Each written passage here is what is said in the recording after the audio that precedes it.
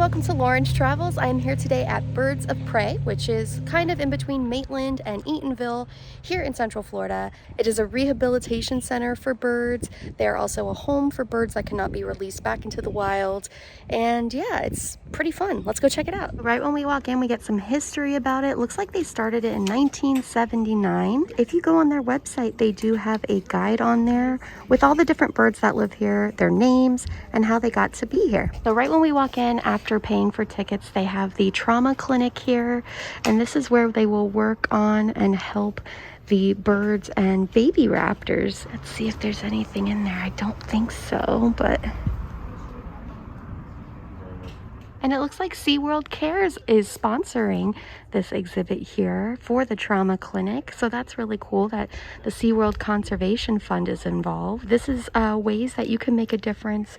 A lot of the reasons why these birds are here are human related, whether it be people taking in birds and then birds having a human imprint on them, or even like, hunting or anything like that. There are birds here that have had to lose wings and things like that. So it looks like we're coming up to our first birds now. Let's see which ones are in here. These are the swallow-tailed kite Mississippi kite birds. And it looks like they're all chilling on the ground here. Hi, babies. This one is very curious. They're also a little sleepy. Maybe it's their nap time. So cute. So they have some branches on the ground. They also have some climbing steps and stairs in there so they can move around, get some exercise. And then further up here, you can see those steps back there. They also have the Cooper hawk in here. So they have little descriptions on how to tell the difference between the birds. We have more hawks over here. We've got short-tailed and red-shouldered. And for the most part, they're all pretty huddled together. It's a colder day out, so I think they like to snuggle and keep warm.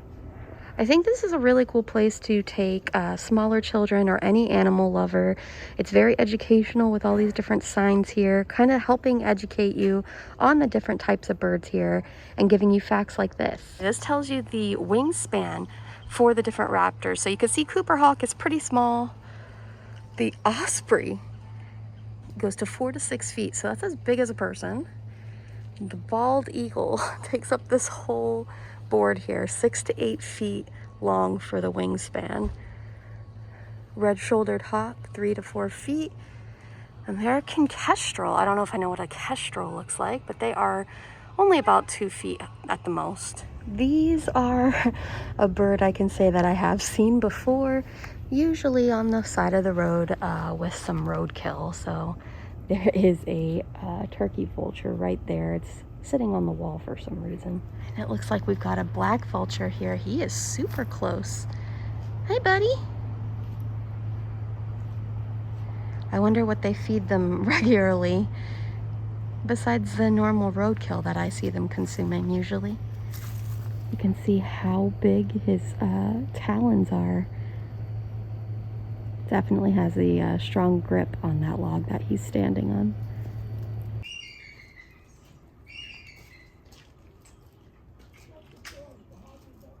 This is the crested caracara, I want to say is how you pronounce it.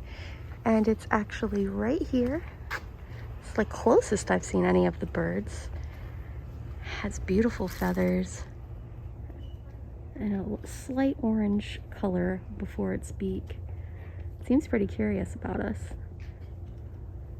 And here is a peregrine falcon. It's actually right on that top step there.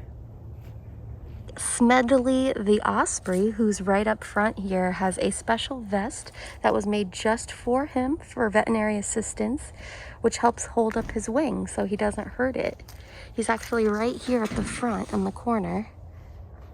Get a little close so you can see him. Hello. Hi, pretty bird. You got another little friend right behind.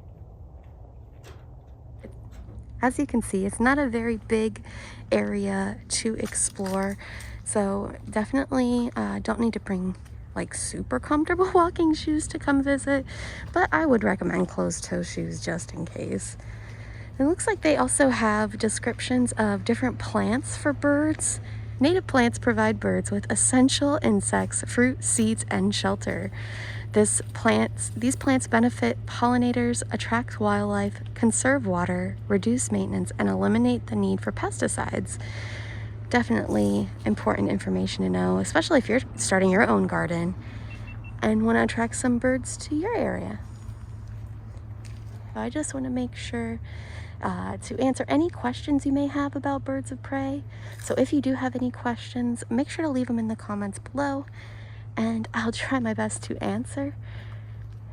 I really like this flower here. So they do have a touch screen here where you can kind of learn a little bit about each different category here. The Audubon house is temporarily closed. I'm sure during non-COVID times you can go in there, but you can still go up to the porch here and come inside and see the tiny little babes here. These are the ones we saw a little bit earlier. It looks like they have their names right next to where they are. I love the little play areas and the water bowls. And there's Billy that we saw earlier, the little owl, taking a little nap. It's cool that they have each other here for company. So right here there is a great horned owl. I thought owls are only awake at night, which it looks like these ones are trying to get some sleep up there. This one looks very happy, like it's having a good dream. It's a cutie. This video is just going to be me saying all the birds are cute. And I did read on the website that a lot of the screech owls like to hide. I actually see one little one here. Oh, I got caught. Looks like he's digging a hole. Maybe somewhere to burrow in.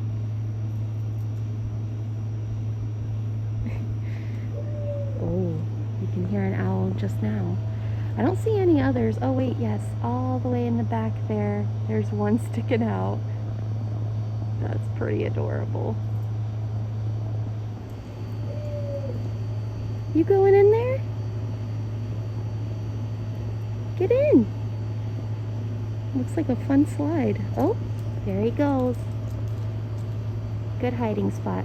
The owl that's hooting is coming from over here, but I feel like if I go over there, they're not gonna make as much noise. But let's see if we can find which one is waking up a little bit here. Oh,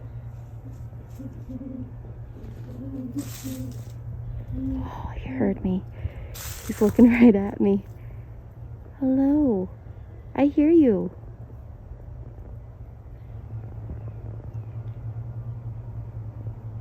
I don't know if he's gonna hoot again, but I've never actually seen them do it before. And of course we have the American bald eagles, our symbol of strength for our country. And I can see that one is injured on its wing. They can't really fly that well.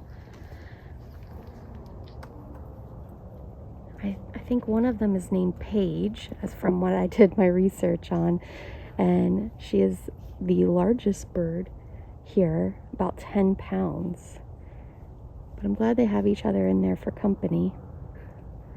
Looks like they really want to fly somewhere, but just can't really make it too far off the ground. So they do have QR codes here that you can scan and get a little bit more information or facts. And it looks like one of the eagles here is called Tallulah. So born in 1998 in Polk County, she was tracked from a young age by a backpack GPS tracking device that was placed on her by the Florida Fish and Wildlife Commission. This tracker would periodically send her location to the commission as part of a study to track the behavior of bald eagles. She was rescued by the Audubon Center for Birds in 2014, and she had a severely fractured wingtip, I cannot pronounce that, metacarpal maybe, which had to be amputated. So this was because of a fight with another bald eagle in the wild. So Thankfully, it's not human related, but still, I'm glad that they're getting the care that they need here. And then we have 2 bald eagles in here. We did see one of them when we were first coming in. I'll see if we can get it on the way out, another video of it, but there's some information here on the nests that they make. They can be as large as a king-size bed and weigh as much as 2 tons. The largest nest recorded was in St. Petersburg. I did a video there. And it was about 9.5 feet wide, 20 feet deep, and weighed almost 2.2 tons. That's huge. But they're big birds. They need comfy beds. We got a tiny little one there too, all the way back. Looks like they're taking care of their feathers. And then you got this one right here.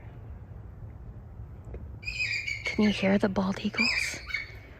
I don't know if they'll stop as we get closer, but I don't know if I've ever heard one before.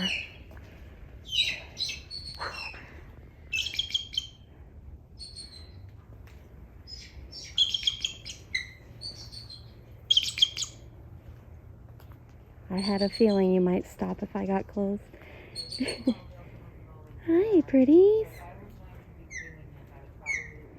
Maybe they're wanting their lunch. Yeah, there's someone in there that works here, so probably lunchtime. Then there's this long bridge going out to a gazebo. I know that you can also have special events here. So if you're looking for a spot in Central Florida to hold an event, I believe they can have up to 300 people here. They do have outdoor events as well as indoor events available to book. As you can see, we are right next to a lake here. And there's a bird right there in the water having a good day. But it gives nice views for the eagles and other birds here. And it's nice to hear them chirping randomly. It's a very quiet day today. It's nice to have this view for the birds. So you can actually adopt a raptor, go to their website, and basically the money that you give helps feed them or take care of any surgeries they may need. So there's different options as far as monetary donations, but I think that's a good idea to give as a gift or for yourself to help out the birds here. And it looks like Disney also sponsored here. So they have this Magic of Flight barn. Maybe they did shows or something in here, or maybe they just built the gazebo here, but has some information about why wetlands are important. Of course, they help out our birds, but the ecosystem as well. And the lake here is called Lake Lotus. So if you're looking it up on a map and you see birds of prey, you'll see this Lake Lotus right next to it. I keep seeing that bird popping his head up out of the water. I guess he's fishing right now. But it's very calm and quiet here. I've only seen a few other people here at Birds of Prey, and it's a small area, but still enough room to have your space. I think it makes for a nice day out here at Birds of Prey. It's only about $8 per person to come in, so pretty inexpensive visit. And that was my visit to Birds of Prey here in Maitland. If you have any questions about my visit, or if you'd like birds, let me know down in the comments below. And please make sure you're subscribed if you haven't already. I am hoping to bring you so many more adventures here in Central Florida and beyond this year, so stay tuned. And I will see you next time on Lauren's Travels. Bye!